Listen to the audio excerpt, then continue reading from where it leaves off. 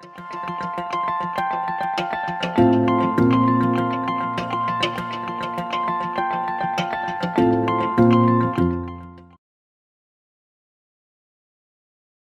name is Małgorzata Starzec-Proserpio, and I'm happy to share some of the Vulvodynia information with you today.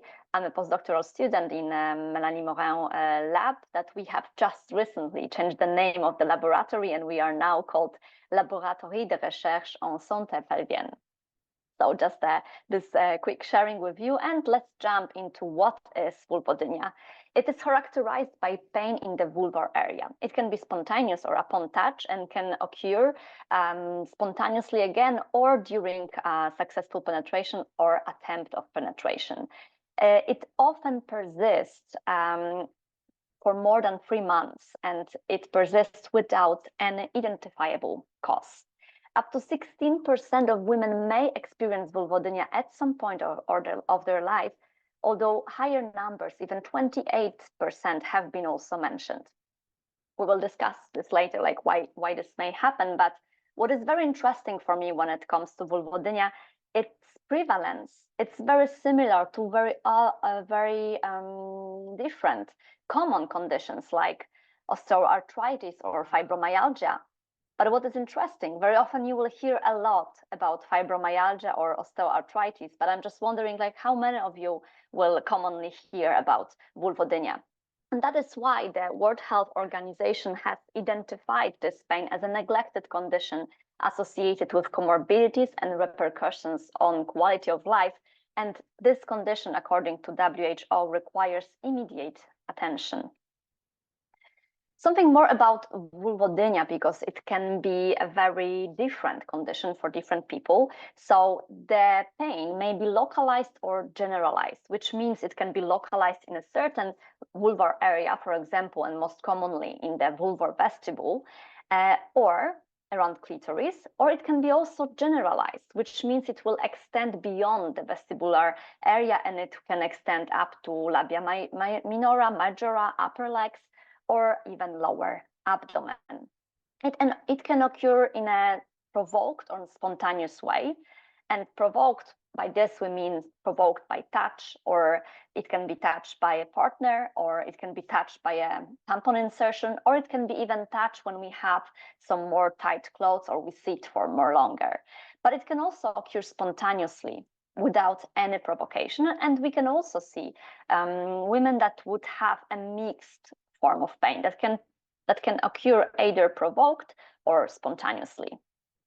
It can be primary or secondary in onset, which means that women may have vulvodynia symptoms from the beginning of their intercourse or tampon use, because this is usually how we will discover we may have the disease.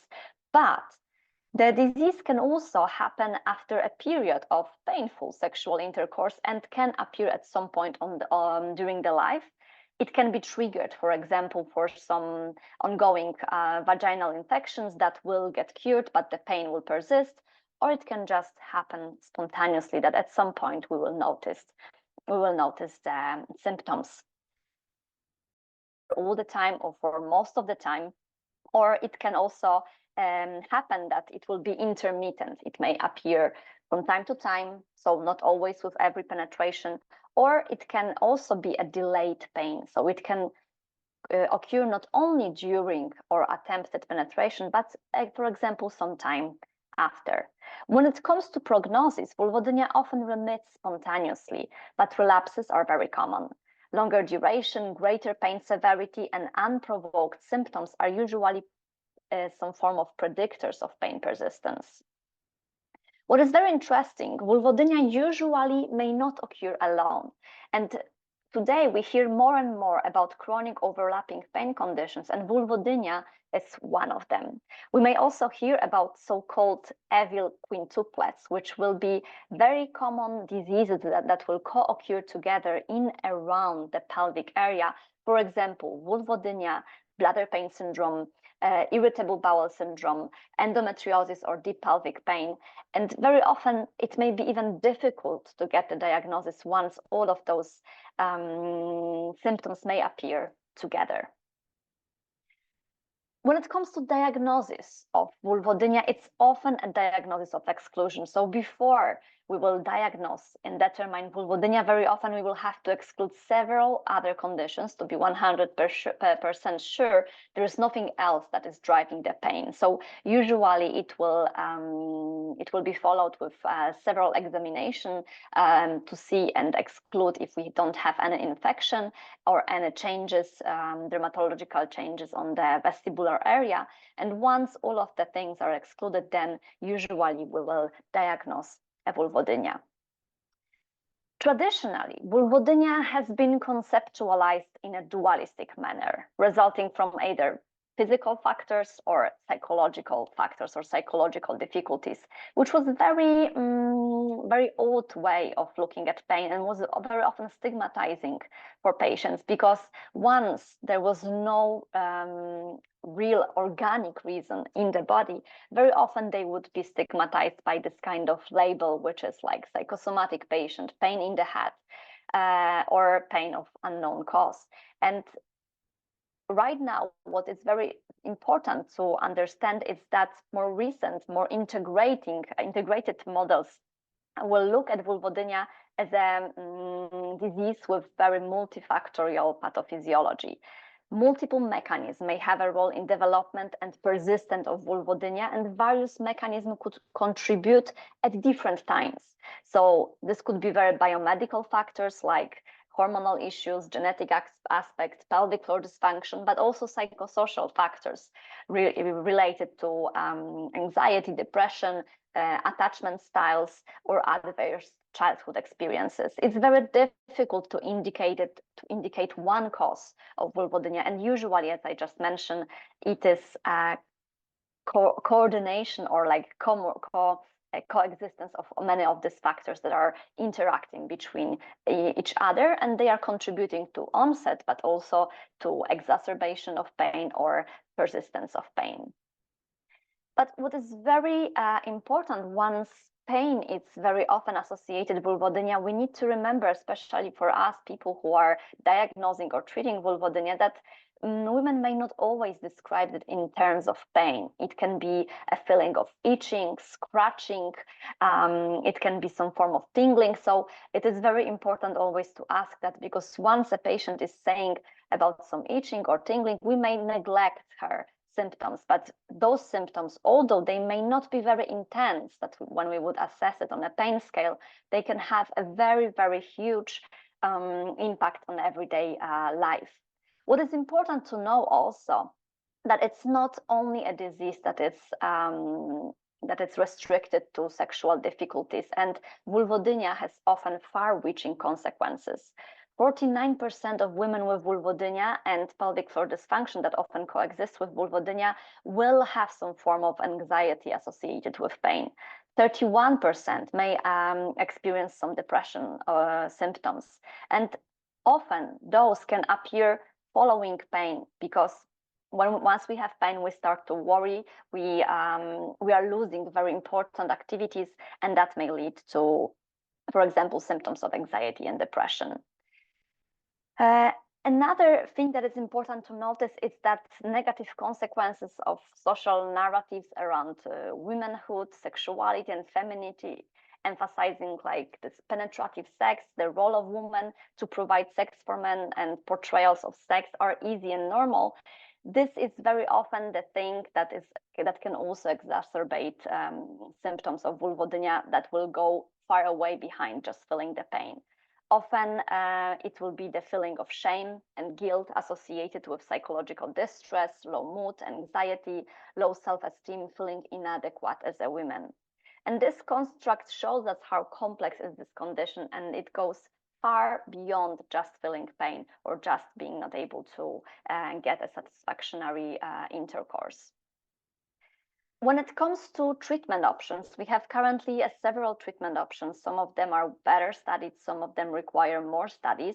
But from what we know right now, and what is the most important, are the most common first-line therapies, which is physiotherapy and psychotherapy. About physiotherapy, I will tell you a bit more in a moment. But just looking briefly at other possible interventions, it is important to notice that we would have those more conservative and then more aggressive forms of treatment.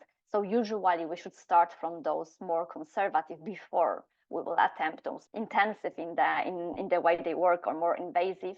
And usually we will have here a multidisciplinary treatment, which means that we will try to combine different modalities or even different treatment specialties to help cope with the pain.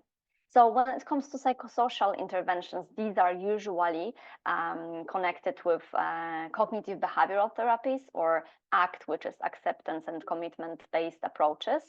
Pharmacotherapy may be used, and these can be a treatment that will be delivered topically in the place of the painful vestibule area, or it can be more global treatment, which could be medication like antidepressants or anticonvulsants that are usually used also in other pain conditions. More and more studies are trying to investigate different forms of injections.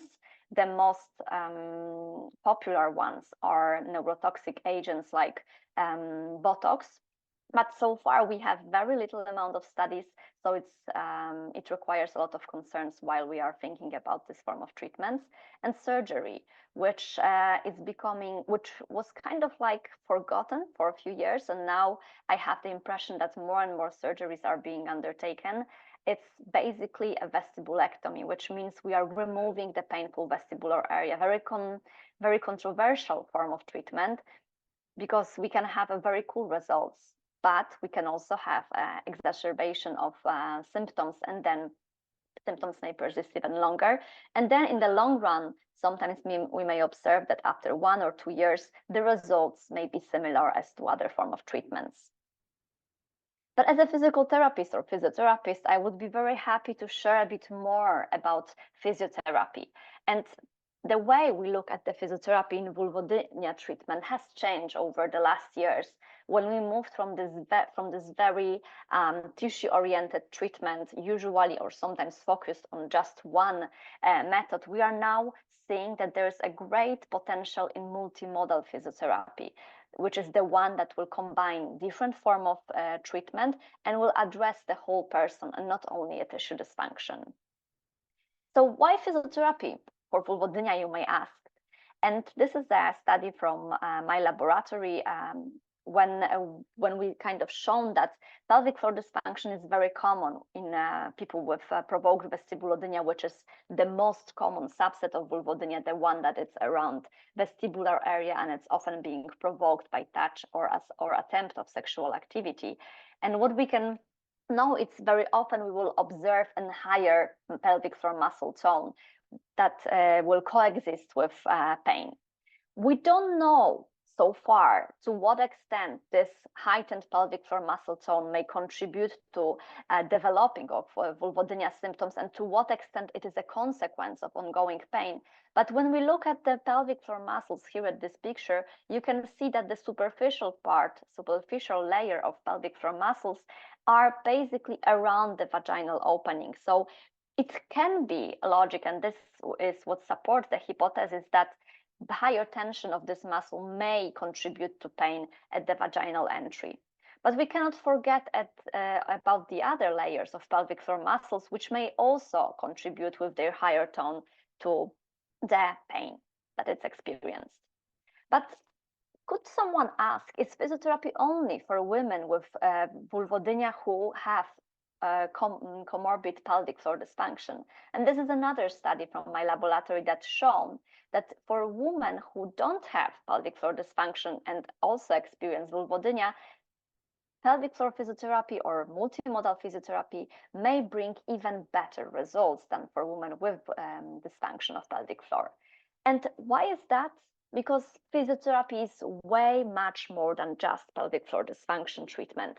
We are delivering several different forms of treatment, and this way we are able to not only influence muscle tissue or muscle tone, but we can also work in several different areas.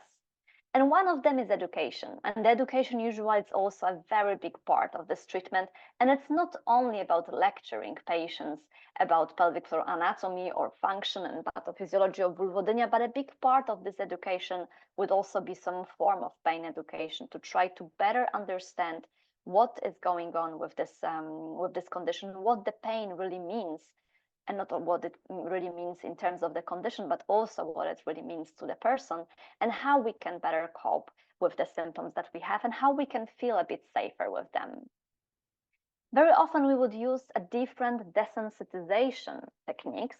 One of them may be a form of manual therapy. This manual therapy may be delivered by pelvic floor physiotherapists either internally or externally. Here you have some pictures that are describing how this may be done.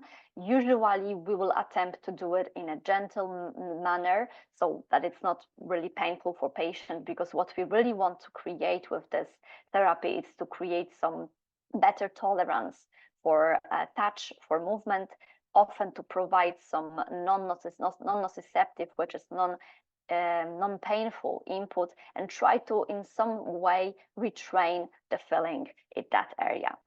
But we may also use some more global ways of treating with manual therapy, which would be somehow away from pelvic floor. But what is really important, and as I mentioned before, to look a bit beyond the pelvis and not only focus on the pelvic area, but we can also with this manual treatment focus on the other parts of the body.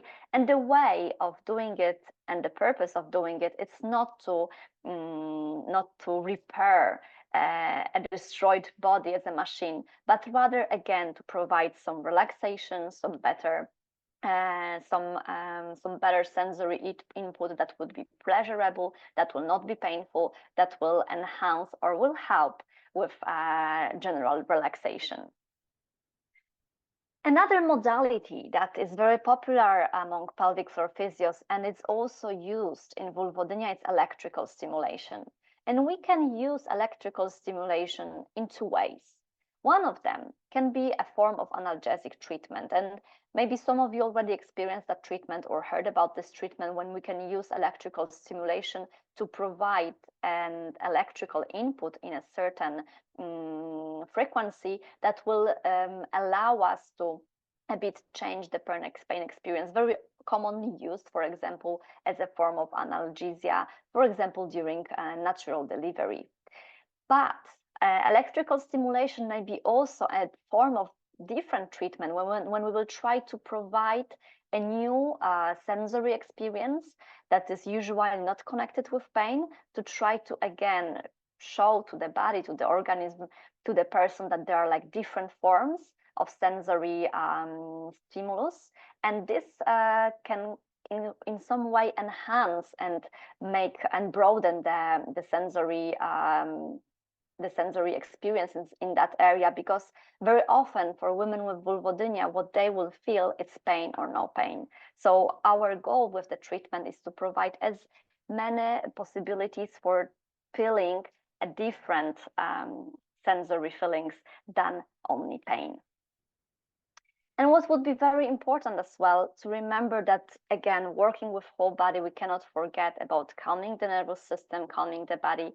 So it's very important to do something that keeps us relaxed, that can help us calm down. And for some people, this may be, for example, a hard workout, which is, again, a really good way to relax, to do something. But in chronic pain conditions like vulvodynia, working in, which is something that will require some form of rest, that will require some form of stillness, some form of concentration on breathing, on the present moment, may be very helpful. Another form of treatment that may be used are all different dilators and insertion techniques. And this is again a treatment that may have very many different goals. We can use dilators. Dilators are this kind of accessories that you can see on the picture with gradual sizes. So they are gradually increasing with the sizes, which is very helpful because it can help us with some form of graded exposure during the sensitization, or allowing to create some more resiliency around these tissues, some better acceptance for sensory inputs that are coming with it, and can help women to come back, for example, to sexual activity or better tolerate pelvic floor exams, for example, during gynecological assessments. But we can also use dilators to help with self-therapy, like, for example, self-massage. So then we can use a dilator to help women to do the same techniques that we are doing during physiotherapy. So when we think about the manual treatment that me as a physiotherapist, I can deliver to a patient manually, for example, intravaginally, I can also teach her how to do it alone at home, which is very helpful because it doesn't make her dependent on the time with me, but she can also have a tools to cope with the pain by herself. Another thing that can be used here is providing, again, some form of different touch. So we may use different dilators with different shapes, different forms, and again, providing some more sensory input, trying to help the body to better tolerate the touch and movement. During these techniques, we can also incorporate all the previous things that the women have learned during her physiotherapy. So like breathing techniques, how to control her pelvic floor to avoid the pain or to release a bit of the pain. And this is very important because, again, sometimes we may not be able to take the pain away totally. But very often with the painful experience, or when we are expecting a painful experience and we have some form of pelvic floor muscle tension, very often we may notice that with the pain, this pelvic floor muscle tension can get increased even more. And learning how to recognize when the tension is increasing and how to let go at least some of this additional tension may be very helpful and give women agency because they can see that they are in power to influence their pain. And as I mentioned to you, self-therapy and supporting self-efficacy throughout all the treatment is very, very crucial part. Because what we really want to remember is that this is a persistent pain condition. For some people, the